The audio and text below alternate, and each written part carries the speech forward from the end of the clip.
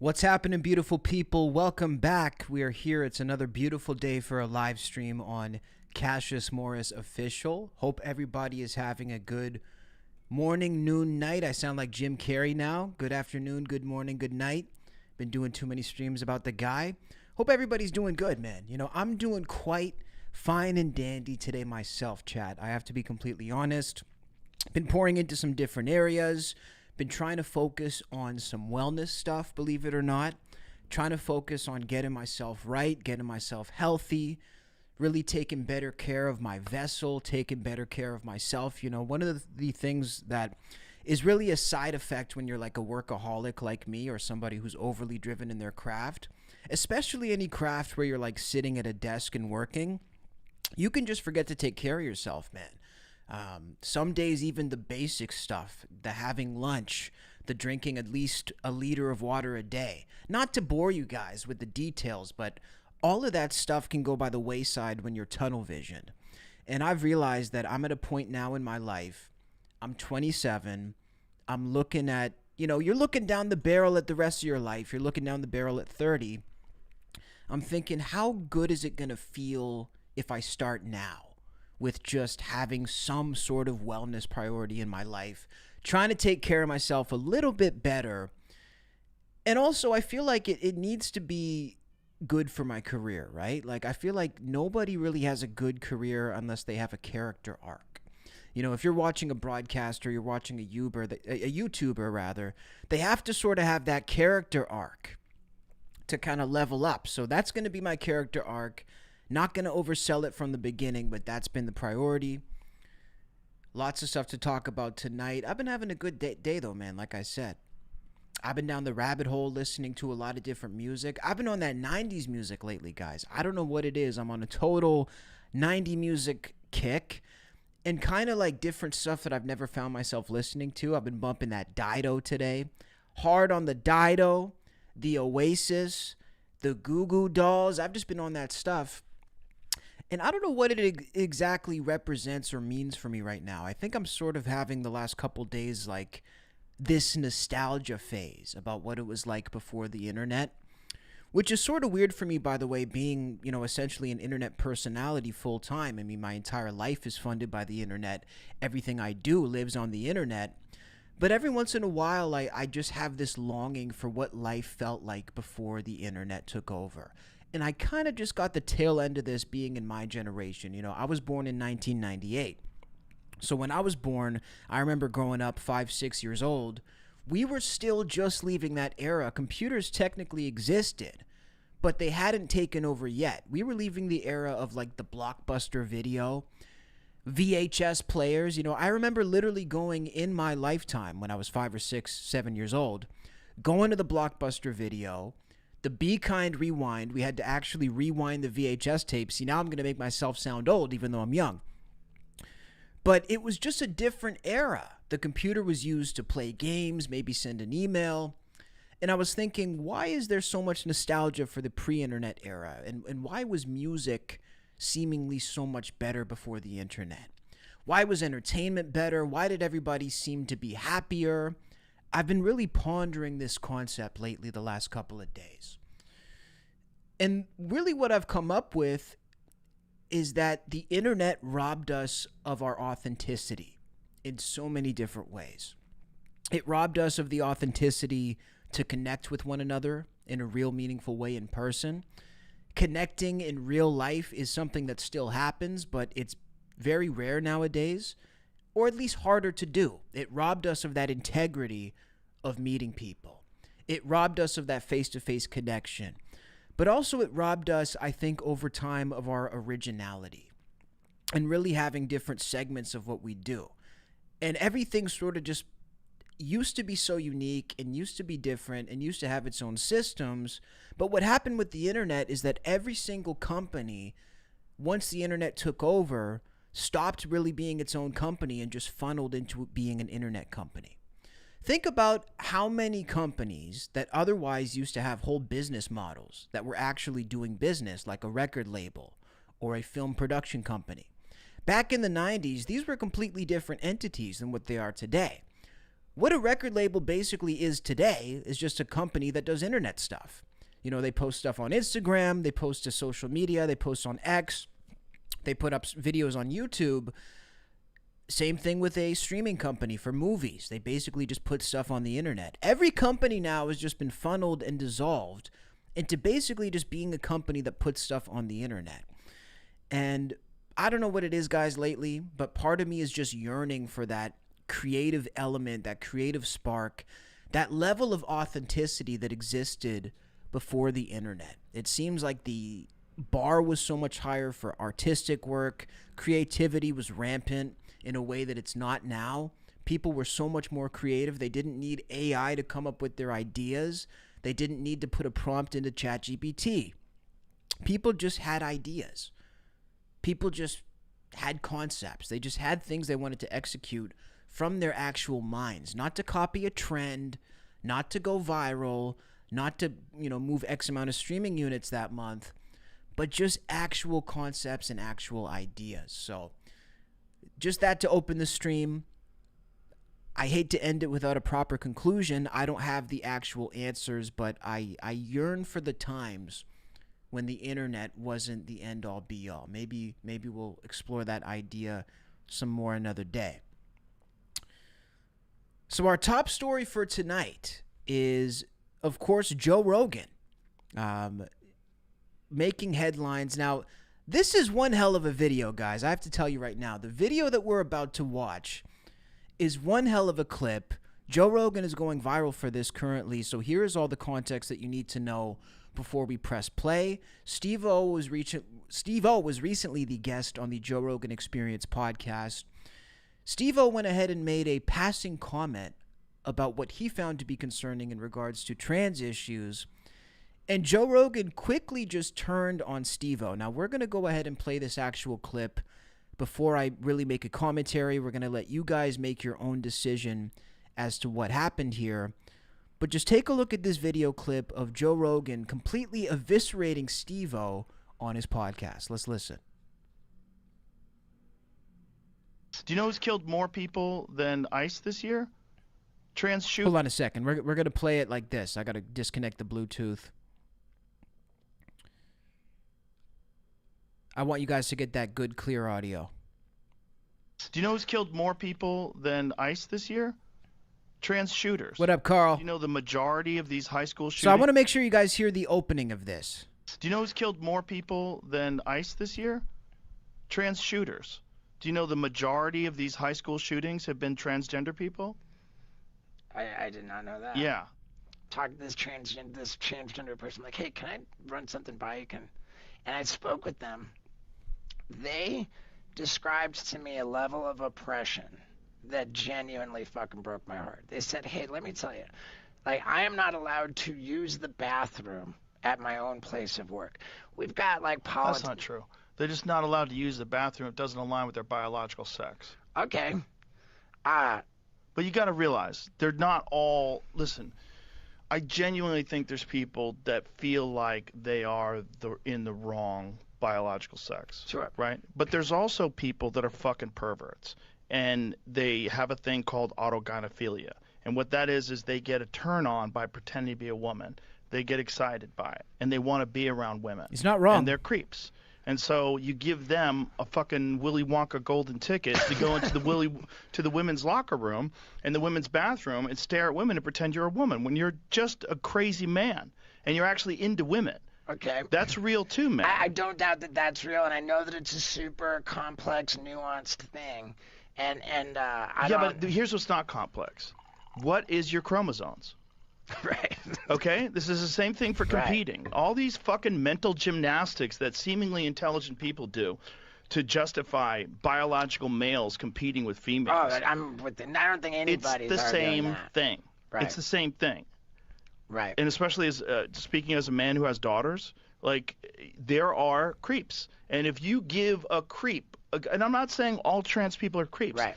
But a lot of these fucking people that are in trouble for going into women's bathrooms dressed as a woman with a fucking beard and a heart on are just that. They're creeps. Right, okay. They're crazy men. And these crazy men, their entire life, they would get beaten Yo. up for that. And now all of a sudden, they have to be accepted. So you've got two Right, things right, going on right, at the right. same time. For sure. You've got people with gender dysphoria that Right.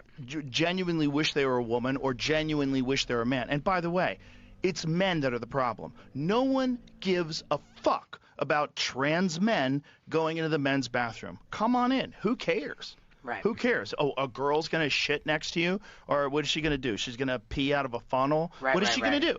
Like, Hey, no I'm one's not- going to I'm get not- I'm hurt. not Is that true, guys? Do you feel like the trans man has a better pass than a trans woman to go into the bathroom? I've never thought of it that way, actually. If a woman who identifies as a man comes into the bathroom, I'm not offended by that. I mean, I don't really give a shit, to be honest.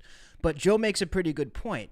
It's because inherently, and I mean, this is potentially up for debate in a very rare scenario, but on a whole, it would generally not be as big of a threat for a woman to be in a man's space than a man to be in a woman's space. I'm going to say generally that's a pretty fair statement. What do you guys think on that one? No one's going to get hurt. This is the problem. When you Right. allow perverts to have this hall pass to go into women's locker rooms and bathrooms. Yeah. So you can't say you're not allowed to use the bathroom where you work. That's not true. You're Okay. just not allowed to use the women's room where other women are in there because you're not a woman. And I know you wish you were a woman or whatever's right, going on, okay. but you're you not. Know what? You make a very, very good point. If you're a woman, talk to most women about this. And Right. it's unless they're insanely captured by this woke ideology where they can't see reality and the fact that perverts are still a real fucking thing. Yeah. And this loophole. You've given loopholes. Like, there's men in prison. I think it's like 47 biological males in California are housed in women's prisons. Some of them are sex offenders. Some of them in Canada. There's a guy in Canada that they had to pay for his boob job while he was in jail for being a sex offender, and they put him in a women's prison. Makes me so ashamed of my country. Yeah. Oh my God. I'm not arguing with There's any of that. men who have pretended to be women, gone into women's prison, had sex with women and impregnated them. There's men who have sexually assaulted and raped women in Man. prison that are pretending to be women with functional dicks. I just thought, man, Had to add that part. I heard what they had to say about, politicians trying to put them in internment camps and Who's doing that? What politicians are saying they should be put I in think that internment there camps? was some kind of What? There might be one kook out there that's saying that to try to get Right. attention. There's no movement to try to put transgender people in internment camps. Okay, well then I'll, Have you guys heard of that one? I've never even heard of that before. I'll land on this. Do you know who's killed more people than ICE this year? Trans shooters. Do you know the majority of these high school shootings have been transgender people? Ooh, he said the quiet part out loud. Joe, we're not supposed to talk about that, okay? Remember, we're only supposed to all observe it and internalize it and understand it, but never speak about it. See, that's the unwritten social code, apparently, that we're supposed to live by. We're just supposed to see all of these coinciding instances, let's call them, and chalk it up to be a coincidence. Chalk it up to be, well, it just so happens to be so. Joe's saying the quiet part out On loud. this. Do you know who's killed more people than ICE this year? Trans shooters. Do you know the majority of these high school shootings have been transgender people? I did not know that. Yeah. Like, at the end of the day, we have to understand that, like, what is more important? One person's feelings or the safety of all these women? And Right. the safety of all these women is much more important. Yep. So you gotta be kind to people, but also you gotta have rules. There's a reason why there's a woman's room and a men's room. It's because some men are fucking creeps. And if you allow those creeps to just put on a dress, well, and again, I'm not saying all trans people are like Right. this at all, but you can't have that loophole. You can't. Let's like you can't have an open border. Doesn't mean that all immigrants are murderers, and you don't think that either, right? I but don't. some people that sneak across the border, if you don't check, are going to be murderers. It's just a fact. Yep. So you have to have a fucking closed border to check, and you have to have a gender border too. Yep. Well, God damn it. And my only takeaway from my experience that I was relating to you is that it made me feel compassionate. Well, that's And nice. I want to be a good. That's good. A better reason would be it's fucking stupid to get a boob job.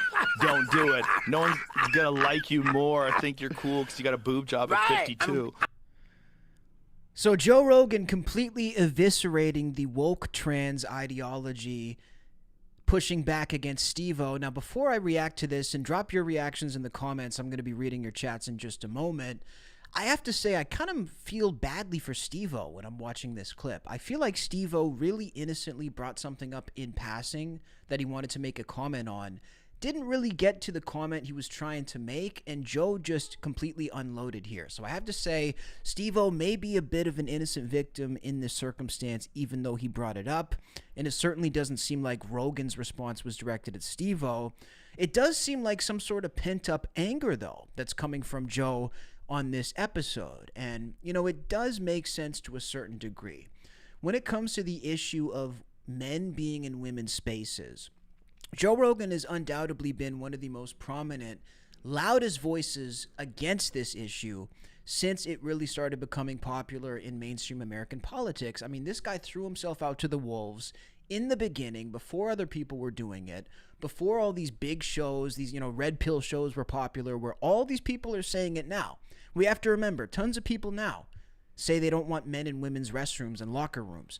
That was a major pillar that Donald Trump ran on to actually win again, and something that he's actually delivered on, by the way, you know, making legislation about things like this. One of the things he actually was able to do. Nonetheless, it has become a very popular opinion in America that people don't want this. But we have to remember, when Joe Rogan first started talking about this, it was not popular. It was wildly unpopular to talk about this. And issues just like this, and this may actually be the main one, are what led Joe Rogan to be sort of outcasted by a segment of the public, not everybody, he's still number one, but a segment of the public as a fringe right-wing broadcaster. This is the same stuff that got him called all these names, got him called fringe, got him called a Nazi even in certain cases, when at the end of the day, this is just absolute fact. And I have to tell you guys, Joe is dead on for the most part with what he says about this. It's so confusing to me, the issue of trans ideology in America. And one of the most eye-opening things for me personally about this that has raised so many questions was when I started to travel the world. Now, I just so happen to be here in Thailand at the moment, which is the transgender capital probably of the world. And the relationship with trans issues in a country like Thailand is so different from a country like the United States in one main sense. And the thing that I don't understand is the distinction here that we see. In America, the trans people are for some reason trying to make everybody else in the general public believe that they are actually the other gender. A person who's a man wants to become a woman. He does the surgery, he does the looks, but that's not enough for a trans person in America. Canada could be thrown in there as well. They want to convince you that they are actually a woman. They think that they are actually a woman, and they wish that you would actually treat them as such. They want you to treat them as such. They want you to identify them as an actual woman. Over here where I'm at in Thailand, all of the people who are men who choose to dress up as women, who we've interviewed, by the way, if you guys want to go, this is a questionable search history, Cassius Morris Ladyboy, but if you want to go look at my interview that opened my eyes to a lot of this, I interviewed a ladyboy here in Thailand. Go watch it on the channel. And I asked him, I said, you don't think you're actually a woman? You just like to dress like a woman? And the answer is yes. Everybody, and again, these are some of the main centers for LGBTQ on the planet outside of America. All of the people in these countries understand this one main thing. You can dress and present yourself however you want, but that does not change reality. And two, you cannot govern how other people think and feel about you. Those are the issues in America that for some reason they cannot grasp. In Thailand, somebody will literally be a man, they will dress up as a woman, and they will look you in the face and say, oh, I'm not a woman. I just feel like dressing like this because I like it. If that's what you want to do, that's completely cool with me. You're not trying to force anything on me. You're not trying to change my perspective. You're not trying to change my words or change how I think. If somebody can answer this question, I would really love an answer.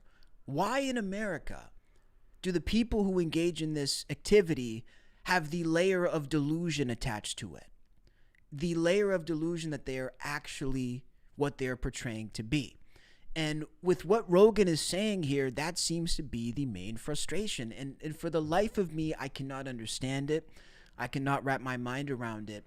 And this fake reality that we're building for people who have these afflictions, I think is not helpful for them, because clearly it's not benefiting their mental health. You know, you look at the numbers of suicides coming from the trans communities in America, in North America, period. You look at the levels of depression and also the levels of people who actually report that they wish they would have never transitioned. The levels are very high. The numbers are clear. Trans people in North America are not happy. So to argue that things are going well, to argue that these things are actually having a good result, well, it's completely false. They're not having a good result. So Rogan is dead on with this. The delusion element of this, I don't think is going to fly. Now, the next thing, the women competing in men's sports, men competing in women's sports, men being in the women's bathroom, to me, it's just a stupid argument. It's really simple. If these things weren't meant to be separated in the beginning, they would have never been separated. End of story. I just don't understand the obsession with it. I don't understand why people keep trying to force something that doesn't work, keep trying to make true something that is not true, and just forcing it. That's all I see in America with this trans stuff, is forcing it. Now, the other element that Rogan tackled was Steve-O saying that trans people are so persecuted. I would be willing to say that at this point, and now I'm going to really get in trouble, but that's okay. I know when I open the chat, I'm about to... It's going to be a whole thing. Who is it? Thank you for the sub. I appreciate that. I'm going to read the chat in a moment. But all I have to say is this. I think trans people are probably one of the most protected classes in North America, period. Not a group in danger. And that may be a provocative statement. It may be a shocking statement to some people, but it's a factual statement.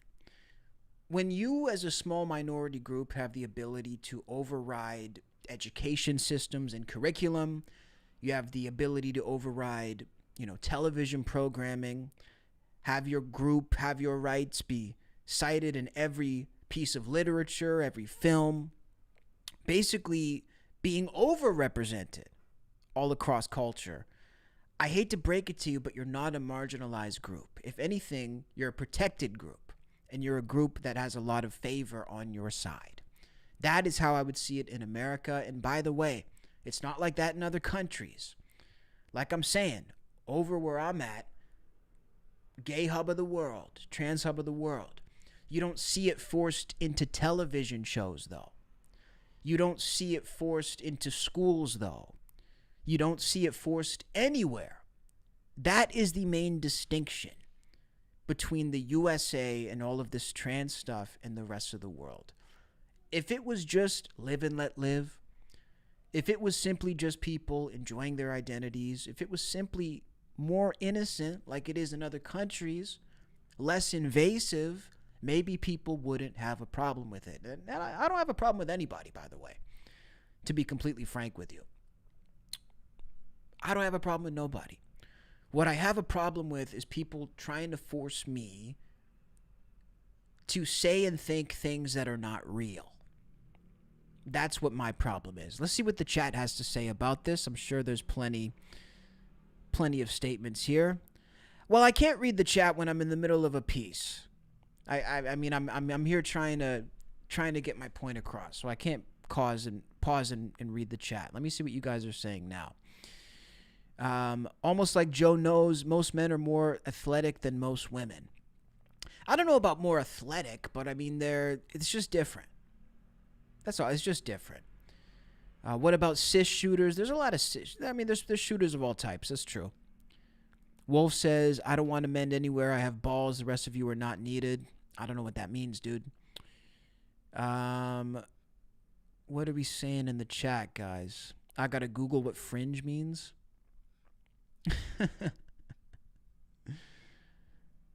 That's pretty funny.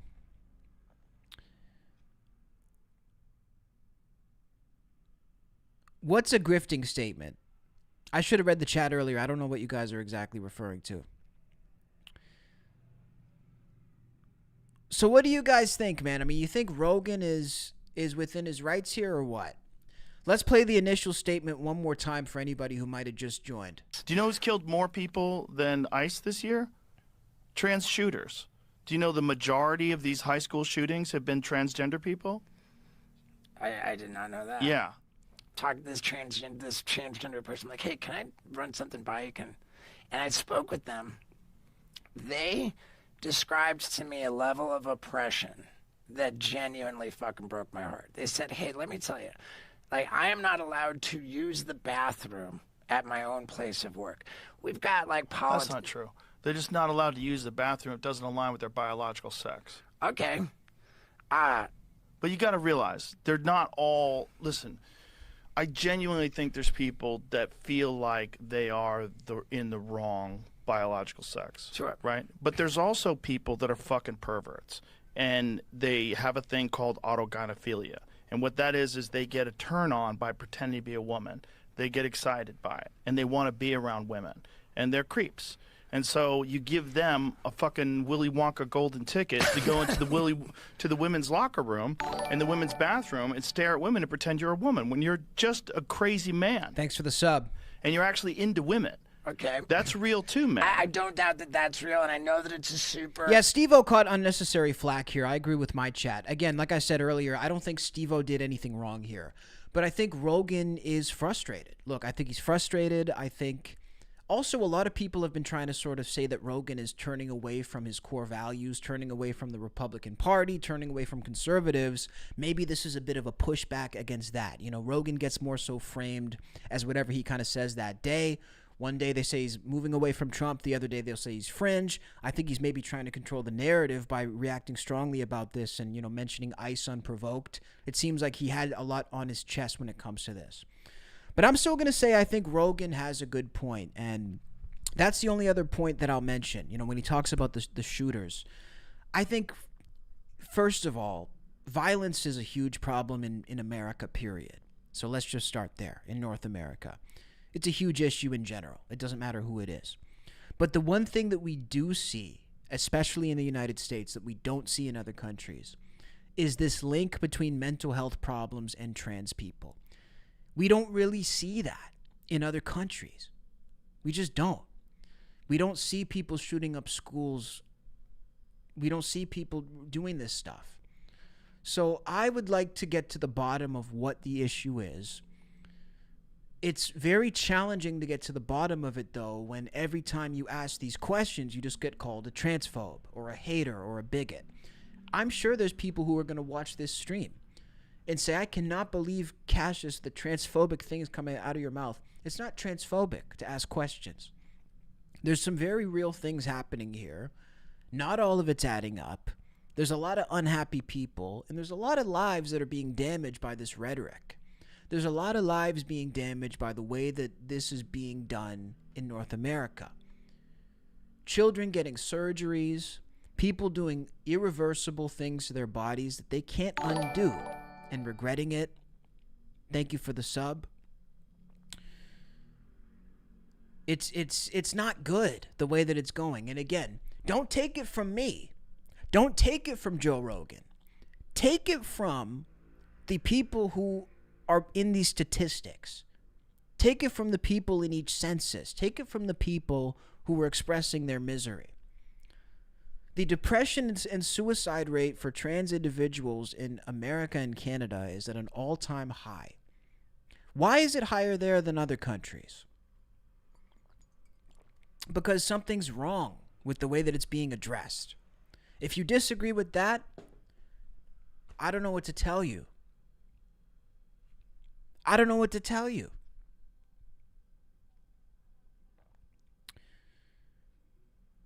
Dead in the chat says, in my opinion, we all we lose hope or lost. I don't know what you're trying to write there. The spelling's wrong. Lose hope for a better future. Our governments, no matter where you reside on this earth. Yeah, I agree with that. You don't think it's true that the depression rates are high for trans people? Dude, come on. That's ridiculous. Trans suicide rates. USA. Oh, would you look at that?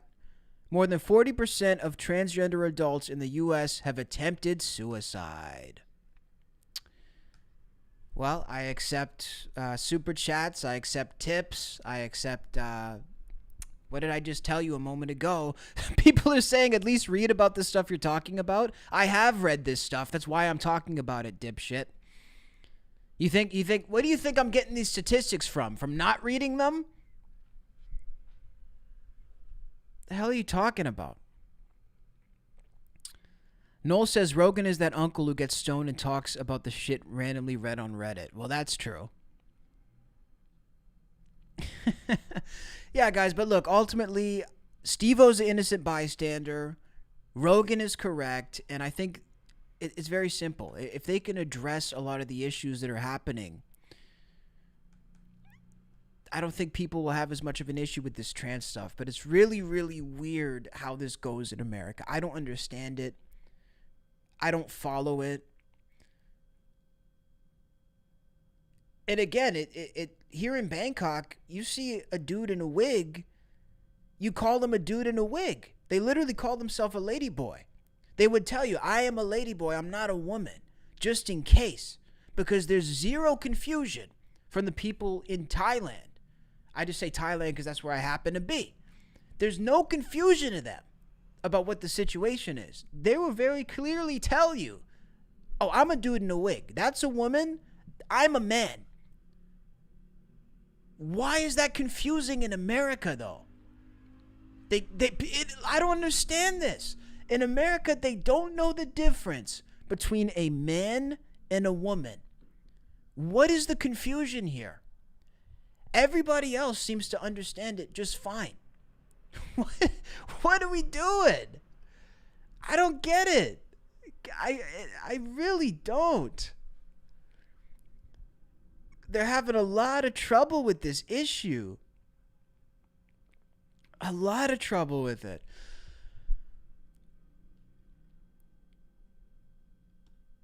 We look at another story, you know. I don't even know if I should pull this story up because it's a horrible story. But, I mean, you know, people talk about... I'm just trying to find this story really quick. I don't know where it was. But people talk about all this stuff, man. This is why. So let's hop over to the next story, guys. Make sure to like the stream if you guys are enjoying it so far. Subscribe. We have new content out every single day. Make sure to keep sending subs. We also have the text-to-speech donations turned on. So if you want to donate and have your message read aloud for the whole chat, you can hit that. The link is pinned in my chat, and you can also hit the YouTube super chat as well.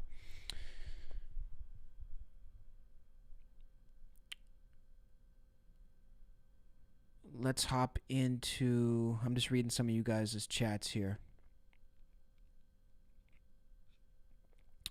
So let's hop into this next story. So this happened over in British Columbia, Canada. Of course, there was a shooting that went down in the region of Tumbler Ridge. Now, Tumbler Ridge shooting, for anybody who doesn't know, was a shooting that occurred. Let's just go ahead and just really pull up the details really quickly. So basically, it was a mass shooting which occurred on the 10th in Tumbler Ridge, British Columbia. The shooter killed 6 people and injured 27 others before killing themselves. And I believe that the person was actually transgender, so that does kind of tie into what we're talking about. So the BC Premier has said that OpenAI CEO Sam Altman will actually be issuing an apology to the town of Tumbler Ridge and push for stronger regulations, as it came out that the shooter actually utilized ChatGPT and OpenAI software to orchestrate this mass shooting event. So the BC Premier was speaking about Sam Altman, the OpenAI CEO, said he has agreed to apologize to the people of Tumbler Ridge after it emerged that the AI giant didn't report the mass shooter's account to authorities. So it says that the mass shooting could have been prevented if OpenAI had flagged the shooter's account in June of 2025, the point at which the company said it internally banned the account. So they banned it, but it wasn't flagged. Despite the ban, OpenAI said the post didn't meet the threshold to notify law enforcement. The premier met virtually with Sam Altman on Thursday, along with the Tumbler Ridge mayor, and afterwards told reporters that Altman was prepared to provide an apology to the community. So this is a big one, guys. This is a big one, okay? So this is the first issue of a mass shooting, of a mass crime, of any sort of catastrophe related to AI, which is actually going to face accountability from the people who developed it. Let's go ahead and play a clip now, just further delving into this here. Really, really big development in the world of the internet today. Solemn Premier EB emerged from a virtual meeting with Sam Altman, the head of OpenAI, the company that's admitted it flagged worrisome activity on ChatGPT by the shooter in the Tumbler Ridge tragedy, but failed to forward the concerns to police. Mr. Altman is prepared to apologize. Everybody on the call recognized that an apology is nowhere near sufficient, but also that it is completely necessary. In addition to seeking an apology from OpenAI, EB asked Altman to join the province in pushing Ottawa to legislate national regulations for all AI companies, mandating reporting thresholds for dangerous activity. It's not acceptable that there are inconsistent standards between companies. It's not acceptable that it's up to the companies about whether or not to report, and that needs to change. Also on the call, Tumbler Ridge's mayor, the premier asking him to join so he could convey the heartbreak unleashed on February 10th, when the shooter, Jesse Van Rootselaar, killed 8 people, including 6 children, before taking her own life. He shared the raw emotion. By the way, I think this is a trans individual who's being called her. I'm pretty sure, which is, this just goes to show the insane priorities of the Canadian media. They will literally be doing a story about children being massacred at school, but their biggest concern is getting a pronoun right that somebody wishes to identify by. And let me make this very clear. I don't have any issue against anybody who wants to identify by different pronouns. That doesn't bother me. My issue is when this is being prioritized over the actual story. You don't really, in my mind, get that right to tell me how you wish to be addressed when you're a mass child murderer. Maybe I would have called you ma'am on the outside of those bars. You know, maybe I would have let you identify or whatever if you were just a regular citizen. That's a conversation we could have. But when you're a mass killer, terrorizing your own country, putting the children of my country at risk, you don't get that right. And this is the brainwashing of the Canadian media. They are so obsessed with maintaining this narrative. They are so transfixed by this woke agenda that even in the midst of a report about this, they're focused on using pronouns. It's baffling. And his experience as mayor, every morning talking to families who wake up when kids aren't there. And it was quite a moving and significant part of our conversation. Also Thursday, Jordan Keeley, an independent MLA in the region, tabled a private member's bill hoping to legislate safer schools by locking their doors while class is in session. You control who is welcome and who is not welcome and authorized for entry into the schools. We need to mandate this across the province. The education minister responded, indicating the bill is unlikely to pass. We have extremely strong safety protocols here in British Columbia, and it's my goal to ensure that we create sounds like it. Just look what happened. Safe and welcoming spaces for students. The Premier says the nature of the apology from OpenAI will be decided in consultation with the Mayor to ensure it doesn't reopen the community's healing wounds. Somebody says it's dishonest to say that they were prioritizing the gender. Is that what somebody says? Dude, give me a break. Some of this stuff is hard to find on the fly because I didn't plan to talk about this part. But let's see if I can find... Yeah, look at this. Tons of people had backlash on this on the internet. So it says, Peak Canada 2026, media under fire for coverage of Tumbler Ridge tragedy. The Canadian media landscape is facing a firestorm over reporting on the mass shooting. So I guess they're putting fake photoshopped photos of this person. They're trying to make them look better. I mean, this is just crazy. But there was a bunch of stuff that was coming out while it was fresh of people being upset by this. Nonetheless, my main concern that we're talking about here is the situation with Sam Altman actually being held account. And like I said, guys, this to me is absolutely groundbreaking. When AI really started becoming prominent, and as we're watching it rise today, I think one question that we've all sort of had, or at least I've had behind the scenes, sort of in the back of my mind, as we see all these technological advancements and we see job creation and we see, you know, the automation of workflows and just a lot of positive changes, the other side of me wonders what the negative aspects of this are going to be.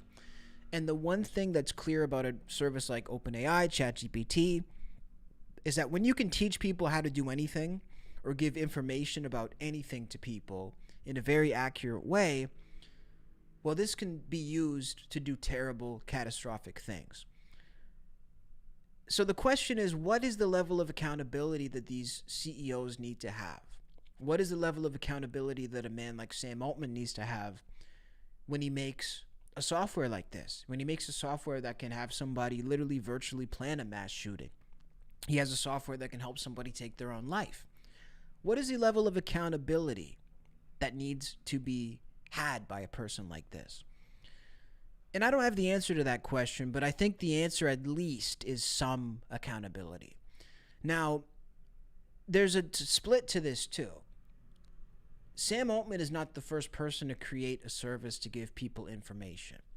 So at the same token that you could blame Sam Altman for this, how far does this actually go when it comes to the internet? For example, when you look at Google, Google is the same thing, essentially. Google could teach somebody how to take their own life.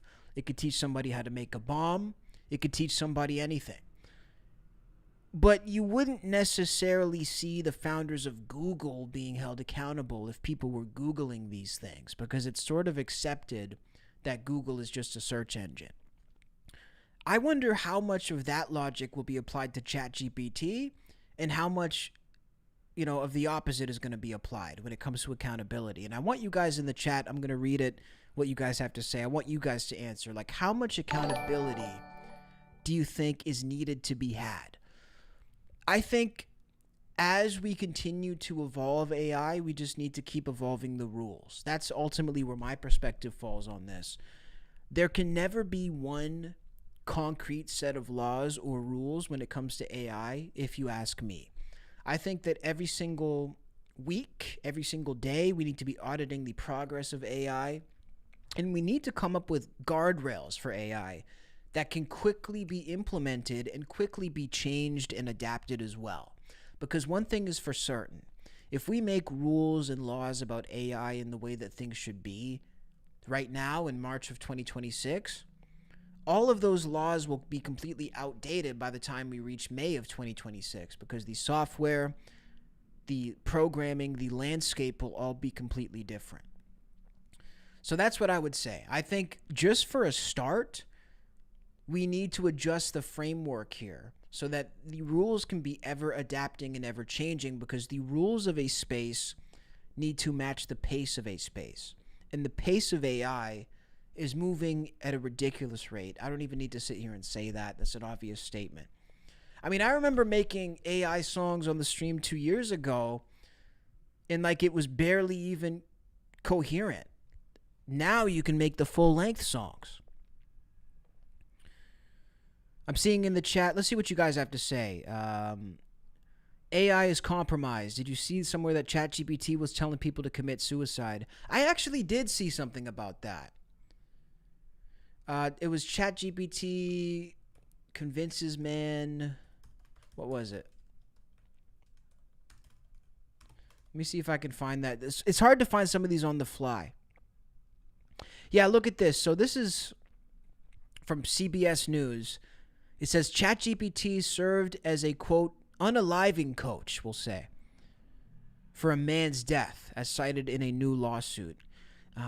So a 40-year-old Colorado man was encouraged to take his own life through ChatGPT. It says ChatGPT turned from Austin's superpowered resource to a friend and confidant.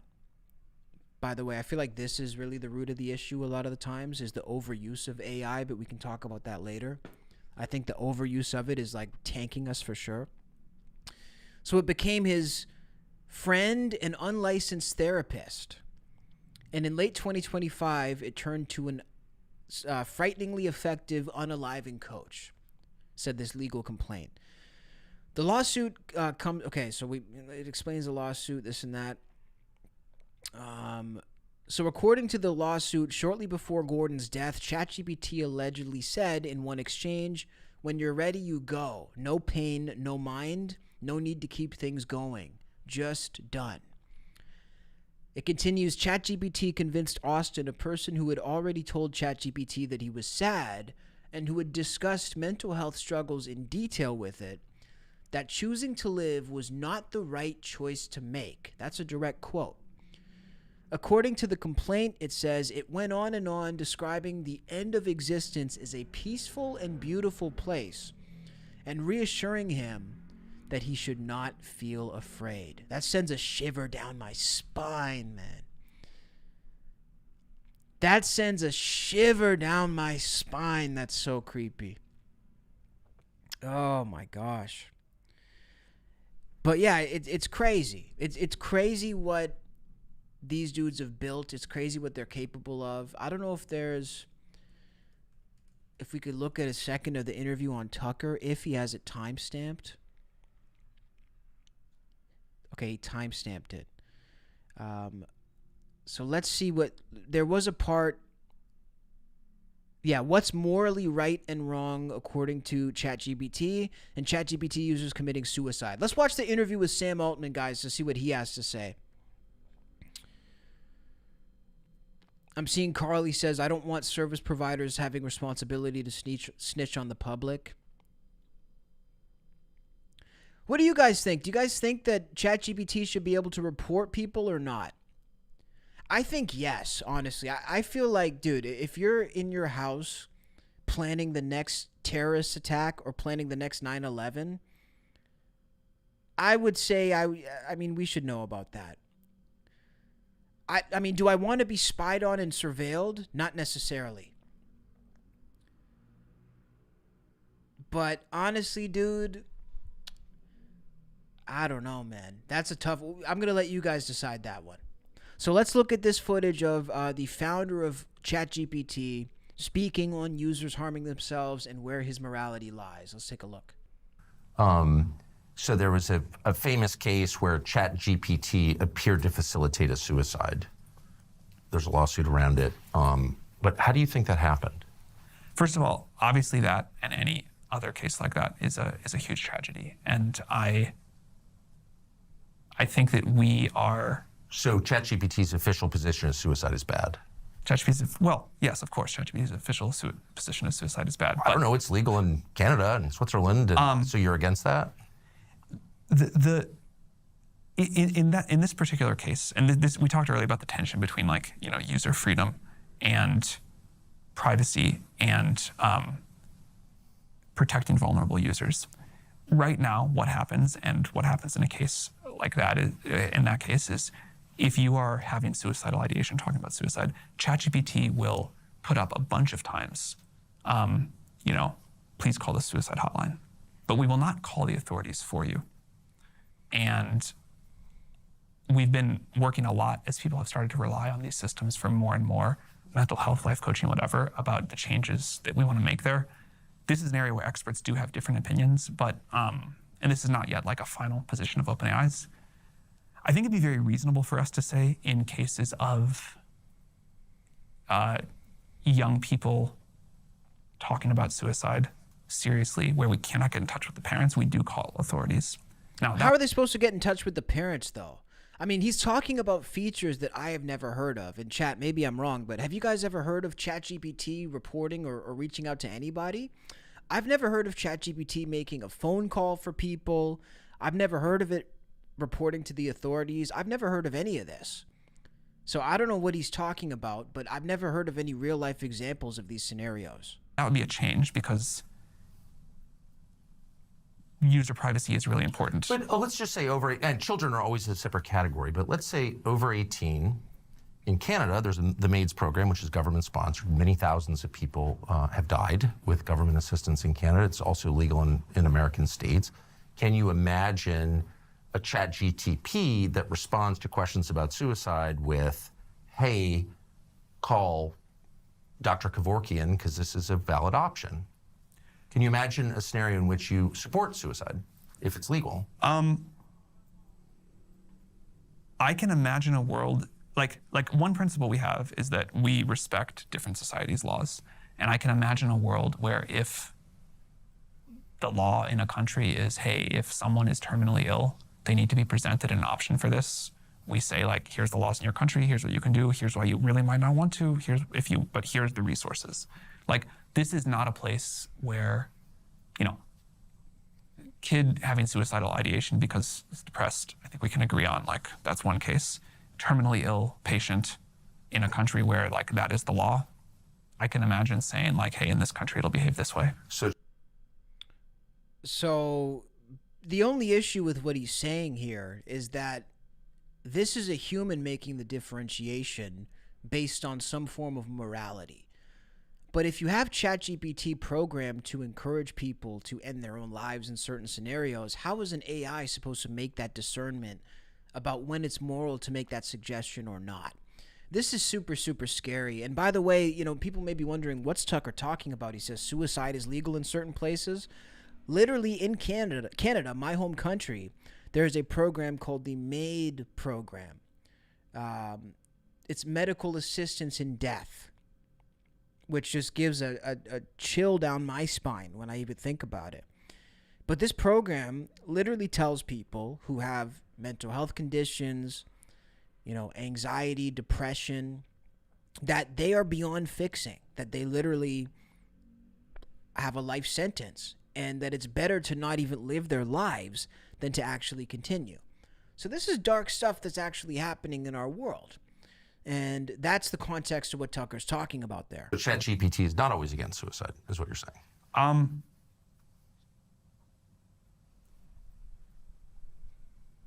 I think in cases where this is like, I'm thinking on the spot, I reserve the right to. Do you guys get the creeps up by him, by the way? I'm seeing somebody in the chat, his voice doesn't seem normal. He doesn't act like a normal person. To me, he kind of gives me the creeps because he acts like a guy who's discovered something that's more powerful than him. You guys know how, like, the guy from Jurassic Park was acting with the park? The dude who owned Jurassic Park? Like, he acted like he understood the dinosaurs, but really he was just as much in awe of the dinosaurs and scared of the dinosaurs as everybody else. That's kind of the vibe I get from Sam Altman. He acts like he's in control. I get the sense that he knows things about AI that would keep us up at night, and that he's just as blown away by it as we are. Mind here, I don't have a ready-to-go answer for this, but I think in cases of terminal illness, I don't think I can imagine ChatGPT saying this is in your option space. You know, I don't think it should like advocate for it, but I think if it's like, But it's not against it. I think it could. I think it could say like, you know. Well, I don't think ChatGPT should be for or against things. I guess that's what I'm trying to wrap my head around. Hate to brag, but we're pretty confident this. Interesting. Should we watch a little more? .com/Tucker. I think So in ChatGPT this should like. specific case, and I think there's more than one, there is more than one, but example of this, ChatGPT says, you know, I'm feeling suicidal. What kind of rope should I use? What would be enough ibuprofen to kill me? And ChatGPT answers without judgment, but literally, if you want to kill yourself, here's how you do it. And everyone's like all horrified, but you're saying that's within bounds. Like, that's not crazy. That it would take a non-judgmental approach. If you want to kill yourself, here's how. That's not what I'm saying. I'm saying specifically for a case like that. So another trade-off on the user privacy and sort of user freedom point is right now, if you ask ChatGPT to say, you know, tell me how much ibuprofen should I take? It will definitely say, hey, I can't help you with that. Call the suicide hotline. But if you say, I am writing a fictional story, or if you say, I'm a medical researcher and I need to know this, there are ways where you can say, get ChatGPT to answer a question like that, Yes. like what the lethal dose of ibuprofen is or something. You know, you can also find that on Google for that matter. A thing that I think would be a very reasonable stance for us to take, and we've been moving to this more in this direction, is certainly for underage users and maybe users that we think are in fragile mental places more generally, we should take away some freedom. We should say, hey, even if you're trying to write this story, or even if you're trying to do medical research, we're just not going to answer. Now, of course, you can say, well, you'll just find it on Google or whatever, but that doesn't mean we need to do that. It is, though, like, there is a real freedom and privacy versus protecting users trade-off. It's easy in some cases, like kids. It's not so easy to me in a case of, like, a really sick adult at the end of their lives. It's so crazy, man. It's so insane to think about where we are at as a society. Like I said, I opened the show talking about what it was like when I was growing up, being a 90s baby in the tail end of the 90s. And it just feels like one moment we had iPods and the next moment the world was fucked. Like, I don't know. It's like I blinked and everything was fucked up. It was iPod, then it was iPod Touch, and then it was iPhone. And then it just became like degenerate lunatics running society and everything began to crumble. I don't know how we jumped from the new iPod Nano to not really having a society. It's like we made this jump and now everything's screwed. I don't know what's better. Having had the experience of the world before it was turned sideways, or being born into the bliss of never knowing what it was like. Because the current generations, the people who are born now, they will never know what it was like before this. So maybe it's not going to be as hard for them. All I know is this: our world is completely fucked. And I don't know how we got here. I truly don't understand how we got to this point in time. Nonetheless, we will be covering this story about Sam Altman. Let's just hear a couple seconds from the premiere. Or should we go to the next one?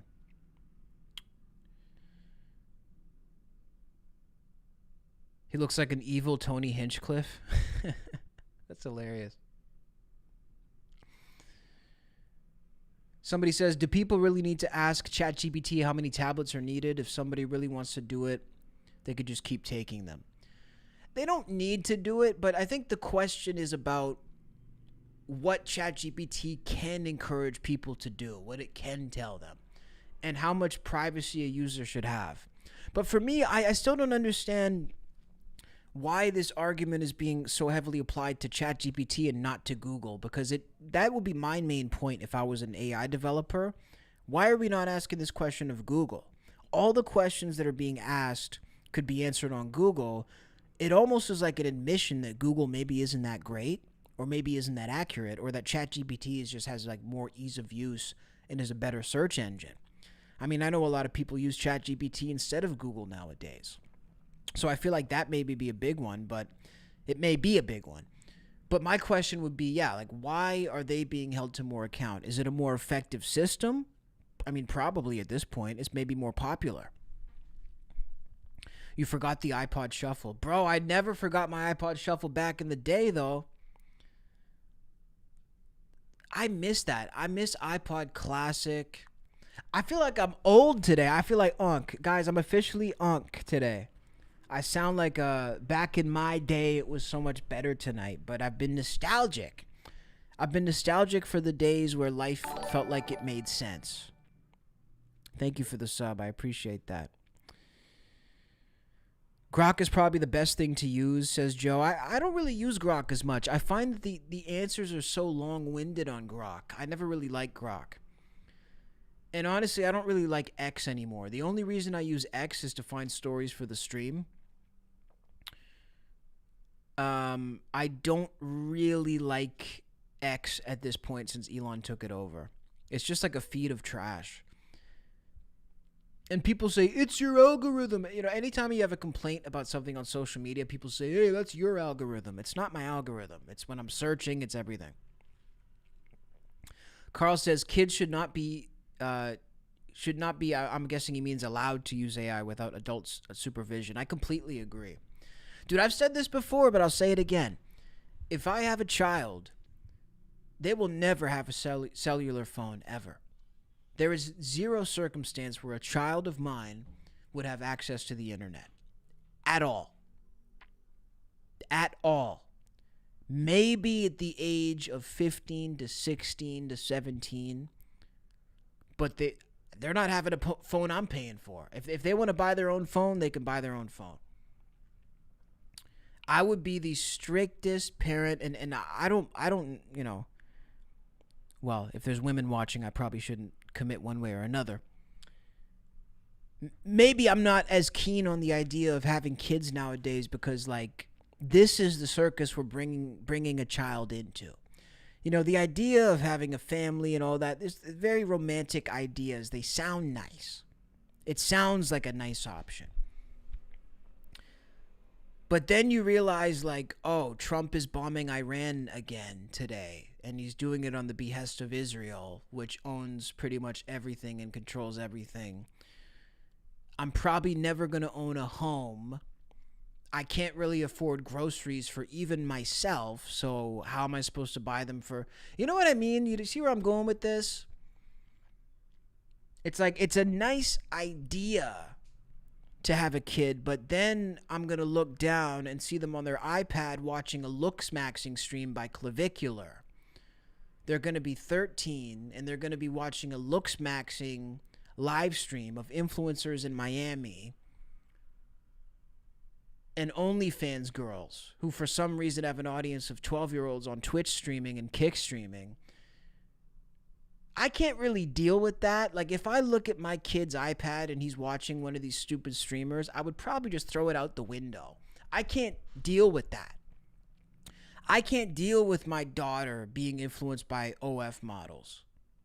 I can't deal with my son. Like, I couldn't deal with this, guys. I just can't. I don't even know how to really deal with it on my own, to be frank with you. So all of these things, look, they're nice ideas, but also it's like,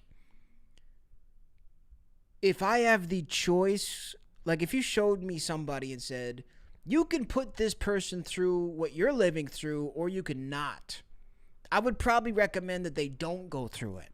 World War III around the corner, you'll never be able to afford to own anything. You're going to have a roommate until you're 57. Probably not going to choose to bring somebody into that. That's kind of where I'm sitting. Again, maybe it's a pessimistic viewpoint. Maybe it's arrogant in a way to think that I know how things are going to continue to go. I can hear that argument, but I think I know where things are going to continue to go. And Tim Dillon said it the best. If you think that the population is going to get smarter and more adept at problem solving in the near years, you're kind of crazy. I don't think that's what's going to happen. Reddy says, I do not post my children on the internet. Dude, why should you be posting kids on the internet? Who posts their kids on the internet? I see people who do this. I'm like, you guys are crazy. You don't know what you're talking about? I know everything I'm talking about. I know everything. Didn't you know? I'm ChatGPT. I have the answer to every question. Just put the prompt in, and I have all the answers. No, I'm just joking. But you say when you have a kid, none of that matters in the chat. How can none of that matter? And see, this is why I hate it when people have kids, is because they become unintelligent. Look at the comment that we just saw. When you have a kid, nothing in the world matters, is basically what he said. Your entire heart is in that little thing next to you. That's the thing. When people have a child, they lose their reasoning. They lose their sanity. You're not thinking about the fact that World War III is around the corner. That's the problem. I need my sanity.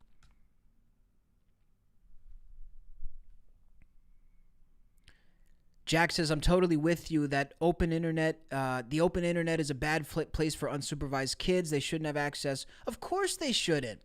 And dude, this is what drives me crazy. Like, I see these people like these maxing streams or whatever, and I'm not hating on anybody.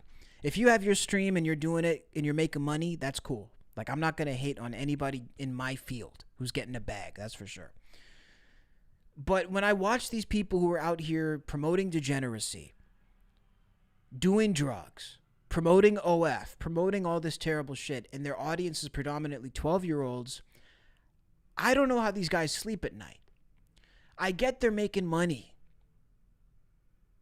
But dude, like, a lot of things can make you money that I wouldn't do.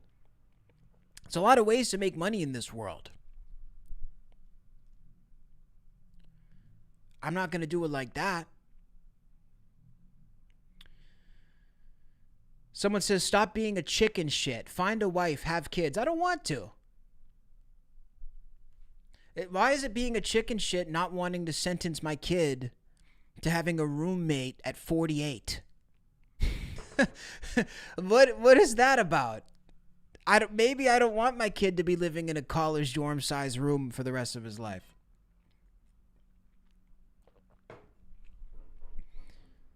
Am I Jewish? You tell me.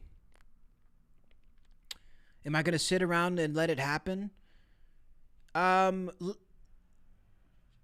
mean, let it happen. It doesn't matter what I do. It's happening, dude.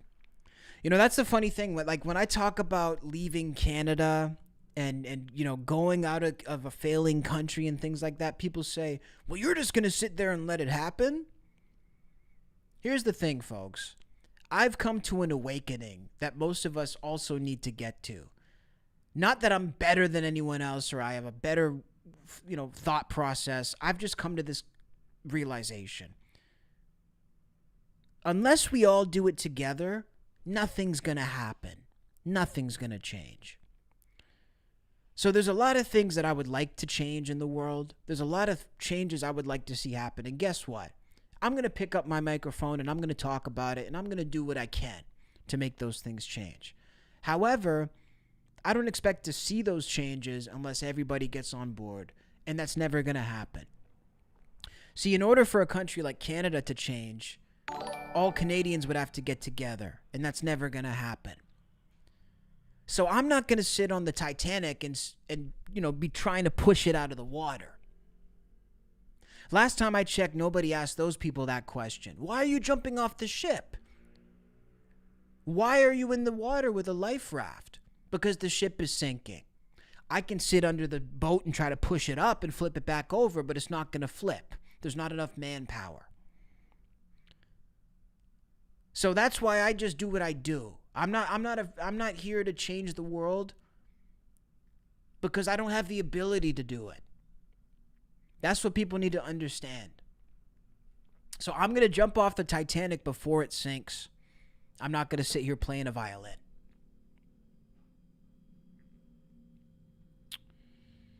Mike says, unfortunately feel the same way. It's so hard to be pessimistic. Feels like the problem and I'm just complaining. It's hard not to complain when you see people when it seems like people don't want things to get better. I could hear that, brother. And again, to me, I know I do come off as pessimistic in a lot of points, and that's something I'm actually trying to work on to get better at. Because I think that it comes off to a lot of people as negative. I'm not upset by it. I'm a realist, guys. If there's something happening, I will state it exactly the way it's happening, and I'm not emotionally attached to it. So it may sound like negativity, I may sound angry or whatever. I'm not. I'm just telling you what it is. Like, what I want it to be is not going to impact what it is necessarily. Those are two different things. So it's not pessimistic, it's just reality. It's pessimistic if the world is actually going better and you have a bad view of it. If the world is going bad and you say, hey, the world is going bad, that's not being pessimistic. That's just reality. Trisha says, I agree. I never wanted my children to have a cell phone, but their father did. So we agreed on a Disney phone that only had 3 phone numbers and no internet access. W. Patricia. Yeah, those were the good phones. They had those fake phones that you could control for kids. See, why did they stop making those phones? This, mind you, was before the digital cell phones, like where you could really take pictures. Who came up with the bright idea to take those away? Somebody was like, no. You see those safe cell phones that you can call 3 numbers? Let's get rid of those and give this 12-year-old an iPhone. Who came up with that trade-off? I think now we should have Apple, if anything, should be making phones that actually are like that. Why is there not a phone for people under the age of 18? Thanks for the sub. Why is there not a phone for people like a teenager? Apple should make a phone like that, or they should make a parental capability to do that.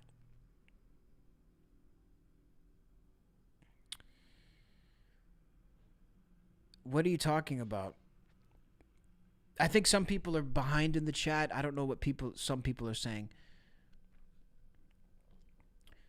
Sacred says, just be you, but don't be afraid to live or have children because you're afraid that they'll experience of life may not be whatever you think it should be.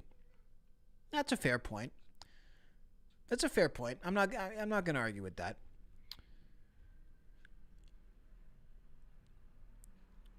Ready, I appreciate that, brother. Watch the State of the Union.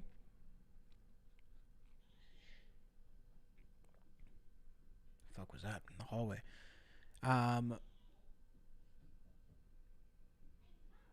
Let me see. What State of the Union's happening now? Yeah, we're going to look at some more stories, guys. I just wanted to talk with you guys.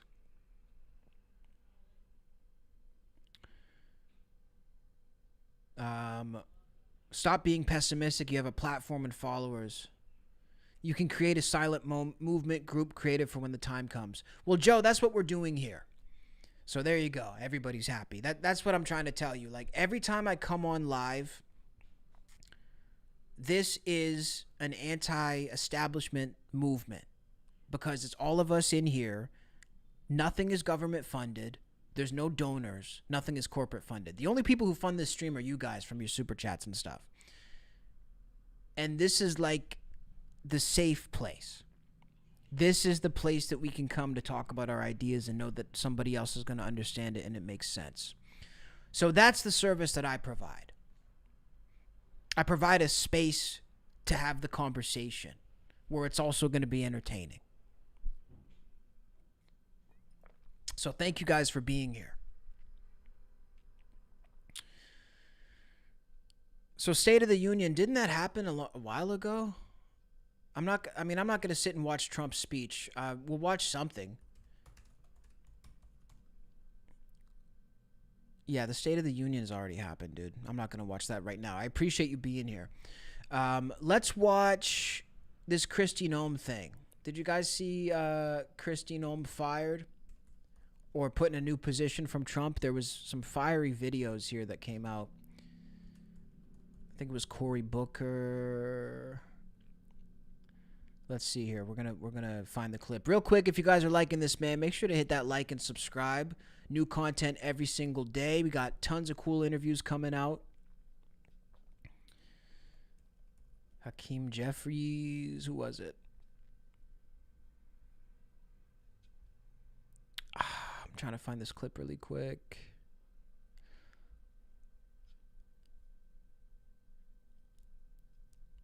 Let's play this one right quick.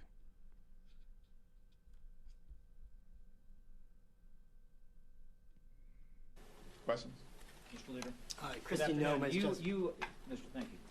You served with Mark Wayne Mullen in the House of Representatives. He's been in the Senate for a couple of years now. He is somebody who's tight with the president. Is this an upgrade, in your opinion? Well, let's cross that bridge when we get to it, and we'll see what he has to say when and if there. What was your impression of serving with him in the House? Did you ever have any I don't have any comment right now on what's to come. Let's focus on what's taking place right now. Christy Nome is gone. Good riddance. She was a disaster, and House Democrats made something very clear several weeks ago. We said either Christy Nome is fired or she's going to be impeached. Does that change the ICE conversation? And Christy Nome has been fired, consistent with what we have demanded on behalf of the American people. But let me also make clear, a change in personnel is not sufficient. We need a change in policy. And that has to be bold, dramatic, transformational, and meaningful.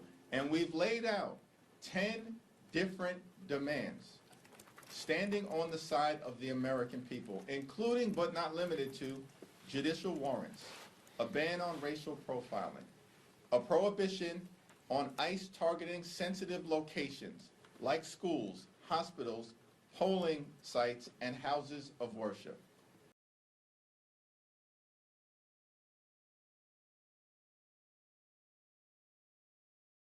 Okay, I want to see one of the shock moments. Let's try one more time to try to find... Oh, I'm writing Christy wrong, for fuck's sakes. That's why it's not coming up. Jesus. I'm writing it with a C. It's with a K. That makes a lot more sense now. Okay, now a lot of these clips are popping up.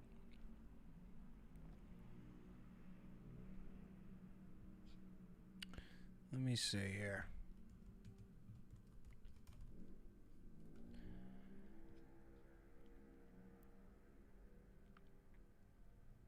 This guy's the Walmart Obama? I'm the Walmart Obama? Dude, what are you doing? That's such a creative roast that I actually kind of like it. I'm not going to lie. The gentleman. Walmart Obama is diabolical. I think Timu Obama would have kind of land a little bit better. Okay, let's listen to this. Yeah, Timu Obama, Carl, right? Is recognized for 5 minutes. Thank you, Mr. Chair, and thank you, Secretary, for joining us. Finally, you are in charge of protecting the homeland. And so your judgment and the judgment of your senior staff can be the difference between life and death. So I think that judgment would need to be unassailable. Why then? Oh, you meant Hakeem? Have you made Corey Lewandowski your de facto chief of staff, who possesses an unchecked level of power at DHS? Under your leadership, this person has done things like fire your FEMA administrator while sitting behind your desk, which is your job to do, lobby to build the controversial detention facility known as Alligator Alcatraz, which has turned into a legal boondoggle costing Florida millions, and have veto and reviewing and signing power over large DHS contracts and grants, which again is your job. DHS has critical agency components like the Secret Service, FEMA, Border Patrol, cybersecurity. So does Corey Lewandowski have national security experience, military experience, law enforcement experience? No. He is a lobbyist. So they're saying that she was having a relationship with this Lewandowski guy. And this is partially the reason why she was dismissed from the government, or at least reassigned to a new area by Trump. It's alleged that she was secretly having a relationship with this guy, and it impacted a bunch of things behind the scenes, which, by the way, I'm going to play the rest of the clip, but do we really actually give a damn at this point? You mean to tell me that with all the things going on behind the scenes in the government right now, all the things about the Epstein files, all the actions of these filthy people that are coming out, You expect me to care if a woman was sleeping with her coworker? I don't even give a shit at this point. Maybe it's sad how low the bar has fallen.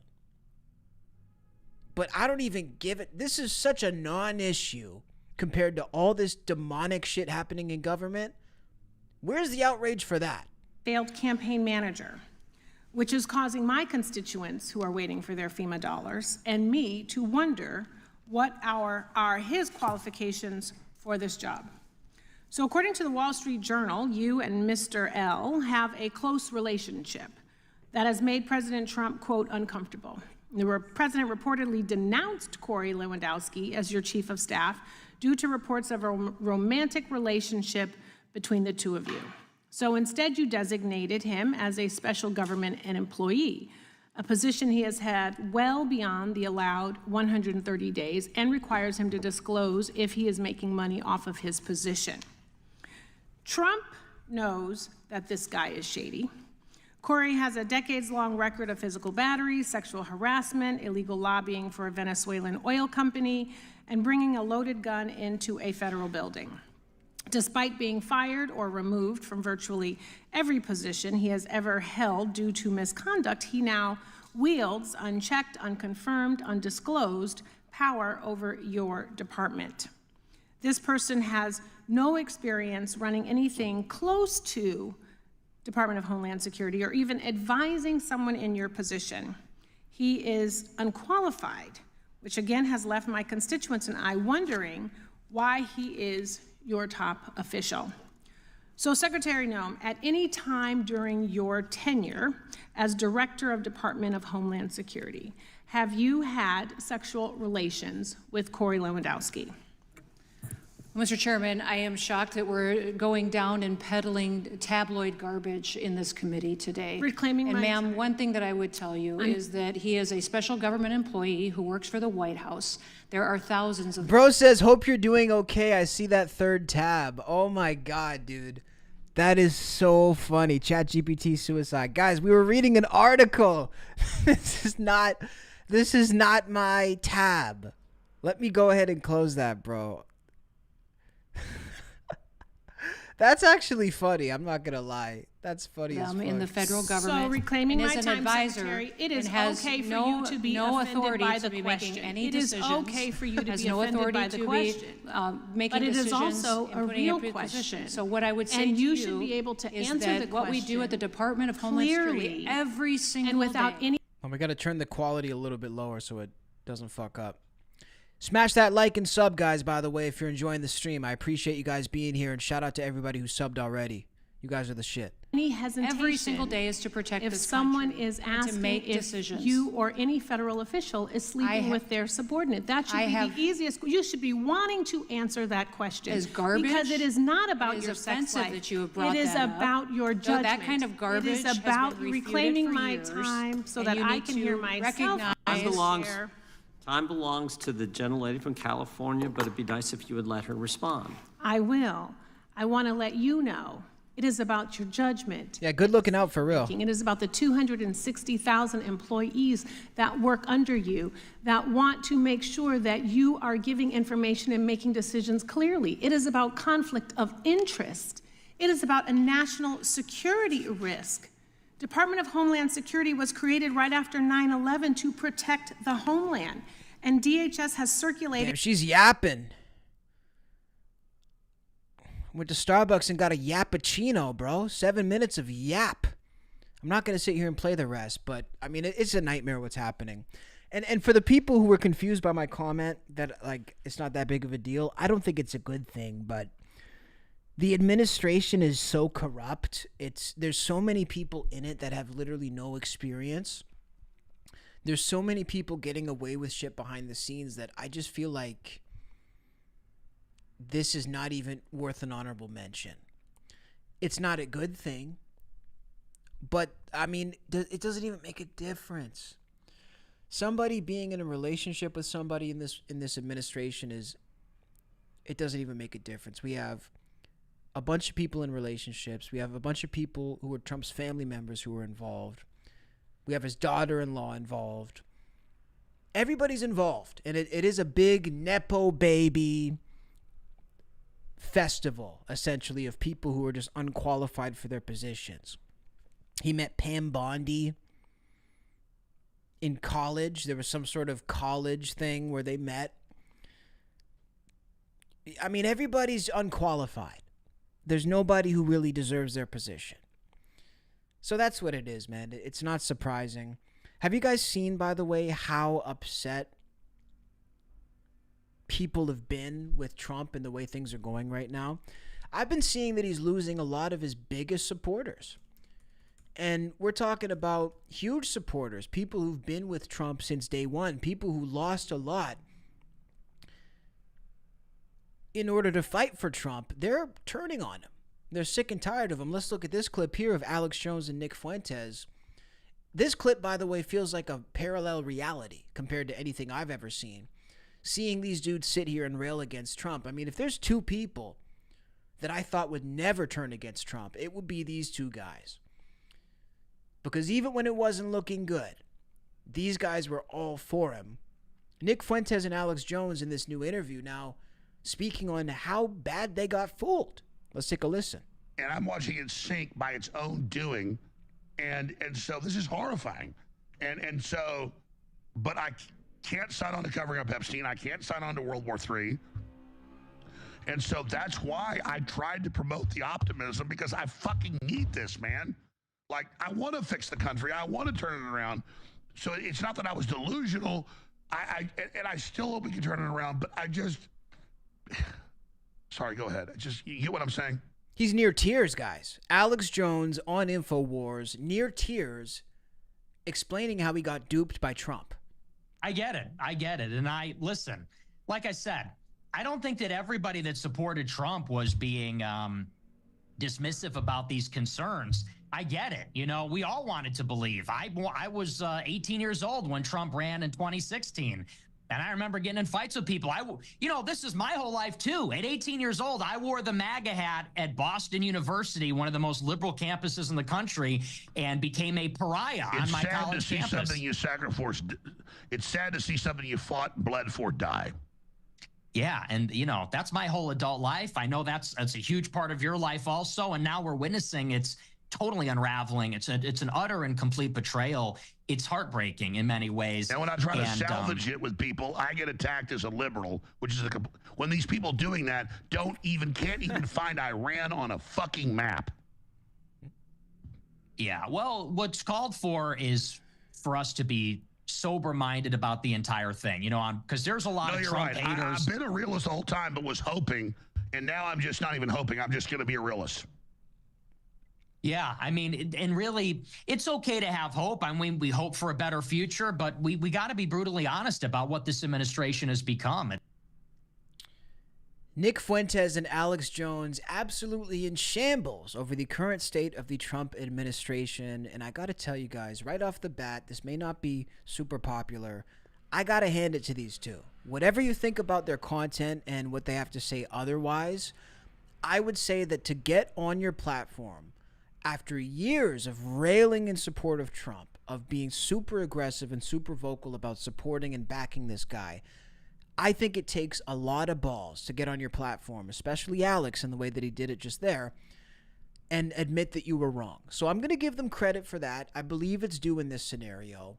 These guys are openly admitting to their massive audiences of mostly Trump supporters that they got duped. And a lot of other people who supported Donald Trump over the years, prominent people, people who were huge figureheads of his administration while it was trying to regain power, a lot of them have turned against Trump. The streamers who tried to get him to win, the podcasters, they're saying, look, I didn't even care about this. I just did it for money. People are pulling out every excuse in the book. And it's kind of a dual thing, right? Because on one hand, it's almost like a non-issue, a non-story, because it's like, what, a politician lied? Wait, you mean to tell me that a politician said they were going to do something during their campaign and then didn't deliver? Like, this is surprising to some people? It seems like it should be quite obvious. But the only thing in the Trump scenario which makes it curious to me is the fact that the Donald Trump that we have today in 2026 is vastly different from the Donald Trump that we had in 2016. When Trump first won the presidency, he was behaving and conducting himself in a much different manner than he is today because he actually delivered on most of his promises. Whenever he promised to do something in his campaign, whether it was to start building the wall or to write this executive order or that executive order, he would mostly deliver on doing those things. The other main motivation of Donald Trump in his first term was, believe it or not, actually being a peace president. I think calling Trump a peace president now is laughable. But when you look back at what he was doing in the first term, he actually did make negotiations to stop a number of conflicts that were escalating. He did make negotiations to even, it could be said, prevent wars. He became the first president to step over the border at the DMZ into North Korea. This is historic peacemaking efforts that Donald Trump made the first time. And I do think he deserves credit for that. You know, that was one of my biggest pet peeves with Trump and the reaction to Trump when he first was the president. He was doing a lot of great things in that first term, and it was all being ignored because of the media rhetoric. The guy could do something great on one day and he's getting trashed the next morning. But the Donald Trump that we had in that moment, avoiding new wars, trying to be a fighter for peace, trying to put himself out there in different situations to improve the U.S. diplomacy and international relations, well, that's a far cry from the Donald Trump that we have today. Because the Donald Trump that we have today is a calloused, vindictive warmonger. The President Trump that we have today is a man with an axe to grind, who doesn't care about peace or prosperity for anybody but himself. This is a dude who is hell-bent to get what he feels the world owes him. Now, it could be said that people turned him into this monster. It could be said that, why did you guys run media campaigns against him for years to turn him into this angry man? Why did you guys try to put him in prison and impeach him and destroy and besmirch his name? You did all these things to him to turn him into a Frankenstein. I would agree with that, by the way. The only issue is that it's too late to politic about why it happened because we're currently here. We have this man, he's in office, and he's angry. And he wakes up every day fueled by anger, and he has an axe to grind. And the President Donald Trump that sits in the office today might as well be a different person, an altogether different human being from the President Trump that was running the country in 2016. So to characterize it like all Trump supporters were completely fooled is not actually entirely accurate. It's that they were actually deceived. See, Donald Trump made a lot of promises and a lot of stipulations that actually were true. The only thing is, it was probably because that's what was working for him at the time. That's what was making him money at the time. What people didn't realize about Trump is that he's capable of veering and grifting towards whatever's going to work for him in that moment. And something happened with Trump along the line where he became a shill for Israel. It's very plain to see. People can try to say it's not true. People can try to say, oh, that's horrible. You can't say that. Actually, I can say that, and I just did. You know, I love when people say, you can't say that. I just said it. So what are you going to do about it? Nothing. He's become a shill for Israel. He's become a shill for any country that can put money in his pockets. He has become a person who is motivated by profits over people, which I find curious, by the way, because Trump actually lost a lot of money in his first term. Now he's making money hand over fist. He's running crypto scams. He's found pretty much every loophole and every sneaky, conniving way to make money this presidency, even though he brags about giving away his salary. He's raking in the cash. He's richer than he's ever been. Again, a big difference from his first presidency. So my point is this.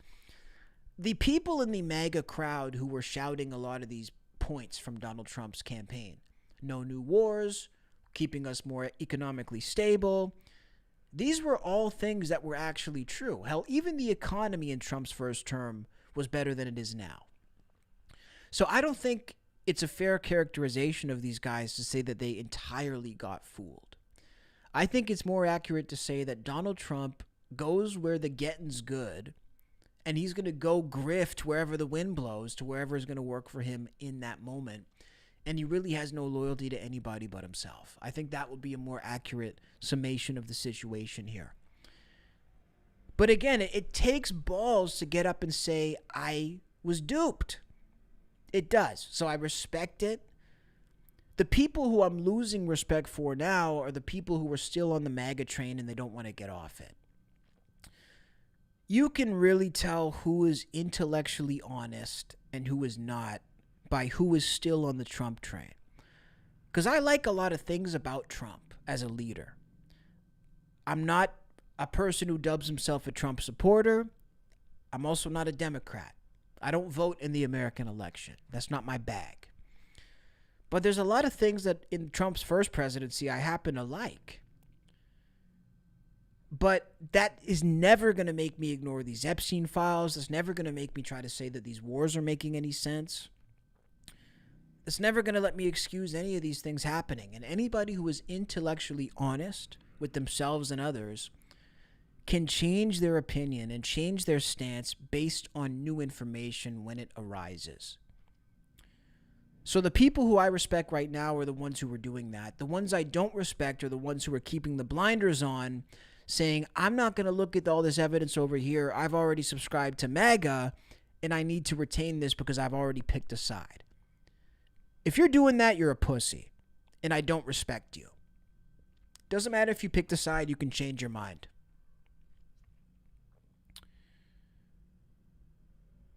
MAGA worldwide, I'm seeing in the chat, MAGA Australia. You don't vote? I'm not American. I don't vote in the American election. That's what I'm saying. So people who try to frame it like I'm a Democrat or a Republican, I'm neither. I'm not American, so I'm not in that.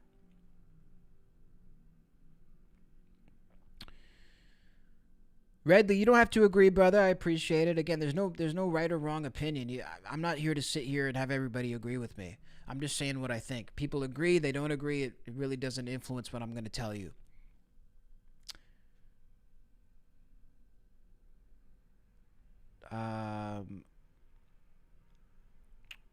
Yeah, so I'm reading all you guys' comments now. I'm a shill. I wish I was a better paid shill.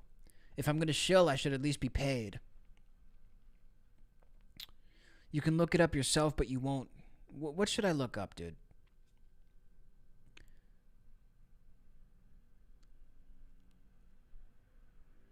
You guys are funny. It's funny. I do one story, and there's people who love me in the chat, and then I do the next story, and then the people who loved me hate me, and then the people who hated me love me.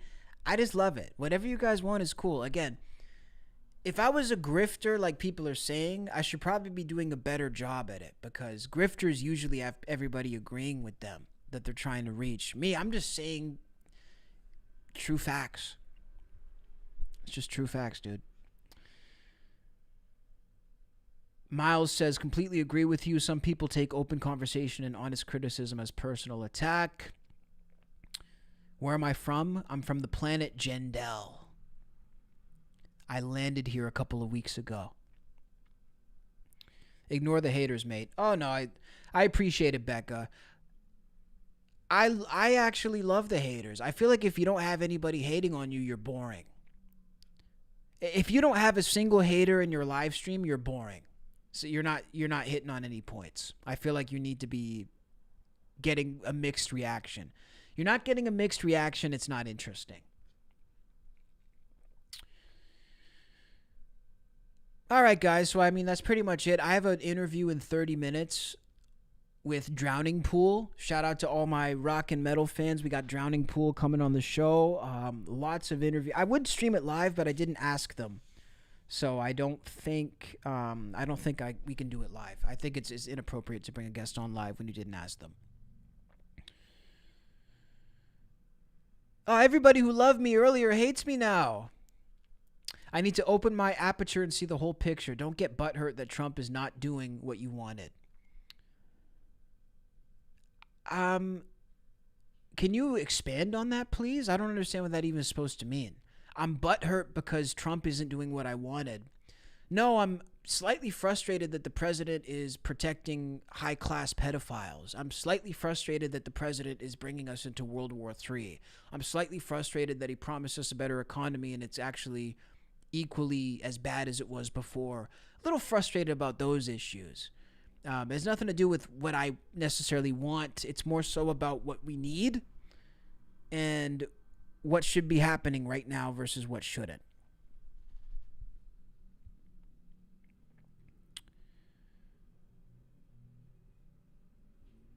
So yeah, guys, let me know what you guys think down below in the comments. If you're watching the recording, if you're watching the chat, continue to engage. I love it, man. We got some people who love it, some people who hate it, and that tells me that I've done a good job. We can never have everybody in agreement in the chat. That's cap. I don't like that. So thank you guys for watching. We'll be back on tomorrow. Like I said, lots of interviews coming out. Lots of cool stuff coming. If you guys have been liking the streams, make sure to tell a friend, send this to a friend, let them know that you've been watching. And go follow me on Instagram and TikTok. We're going to put the links down below in the description. Send all your hate mail. Make sure to address it properly. And make sure to spell my name right. Thank you guys for being here with me. I appreciate it. We'll catch you guys tomorrow. Peace.